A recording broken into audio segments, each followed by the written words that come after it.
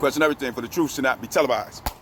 And that's for sure. So with that, you know, in the late words of the great Malcolm X and many others, should white police officers be policing our community after our history being what it is?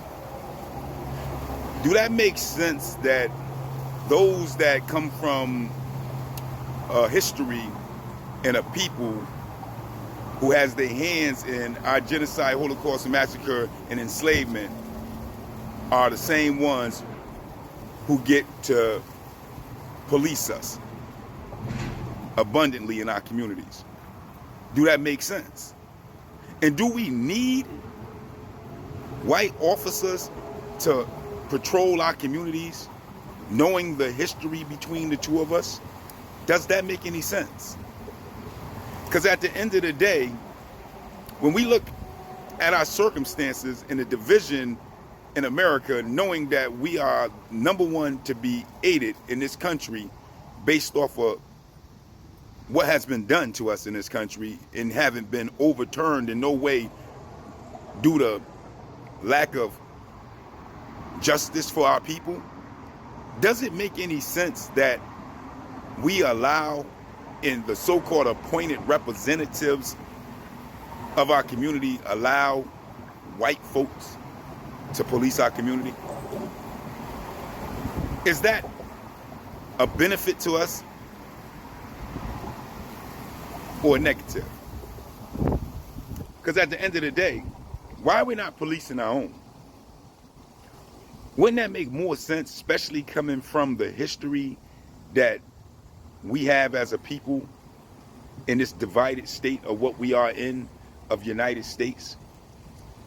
Why would we as a people want the same people inherit us to police us, knowing that they're the same ones who already had us in shackles? Is that logical? Who was the ones who came up with this idea that we as a people, a nation of people, the Aboriginal Negroes of America, the true American INs, should be policed by those who has a history of Jim Crow laws and Jim Crow in us and KK in us? How do that work for us? Is that working to our best benefit, knowing that we are being mass incarcerated more than any other nation on earth, to where mass incarceration is so profitable in the sense of what it is when it comes to getting bodies, the Aboriginal Negro bodies, to fill those prisons, to where now they're utilizing private prisons? Is it based off of our history and what has already happened and hasn't been changed, based off of them never being brought to justice for crimes against humanity due to what they have done to us? So now they're figured out a way to utilize their pens and their codes and regulations to somewhat re-enslave us into mass incarceration.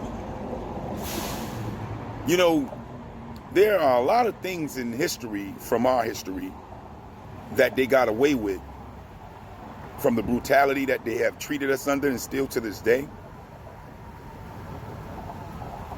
And no one ever been brought to justice. Even now, if you move this fast, it's a possibility they can say that they were scared for their livelihood. And they supposed to be officers who take on a job that can be dangerous in nature, to be scared for their livelihood. Why would someone take on a job that has a description of dealing with crime, cry that they're scared for their livelihood, wearing the badge?